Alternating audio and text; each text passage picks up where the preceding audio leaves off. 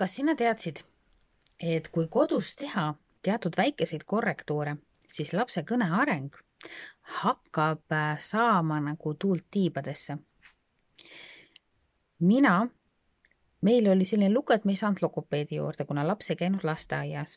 Ja kui logopeedi aeg kätte jõudis, mida me ootasime terve aasta, juhtus siuke asi, et laps jäi haigeks ja meid pandi uude ootejärjekorda. Ja kui me siis logopeedi juurde saime, siis selgus, et see logopeedi tädi ei sobinud minu lapsele ja ta ei teinud temaga koostööd.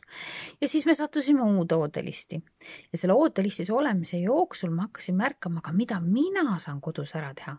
Mis on see, mida mina saan kodus ära teha? Sest minu paanikatase oli muutunud juba nagu ülikõrgeks. Ja kõik see, mida mina kodus ära tegin, ongi see, mida ma teiega oma webinaril jagan. Muideks, kui me ükskord jõudsime logopeedi juurde, siis see, mis oli nagu väga-väga halvasti, oli juba väga-väga hästi. Ehk need väikesed tegevused, mida ma kodus hakkasin muutma ja tegema, muutsid nii palju.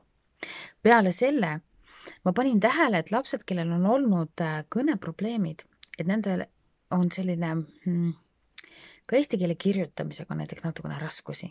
Minul oli ka muideks kõneprobleemid ja ma tean, mida tähendab kirjutamisega on raskusi. Ja ka neid nippe ma jagan teiega, kuidas seda juba eos ennetada. Nii et homme juba 2. juunil kell, ma kohe piilun siit kalendrist, 19:00 on minu webinar 10 nippi, mida sina kodus saad teha, et lapse kõne arengut soodustada. Ja mis on minule veel hästi-hästi oluline, on see, et see kõik oleks valuvaba, et laps ei kogeks nagu sundi ja käsku ja valu ja et see ei läheks tal nagu läbi valu.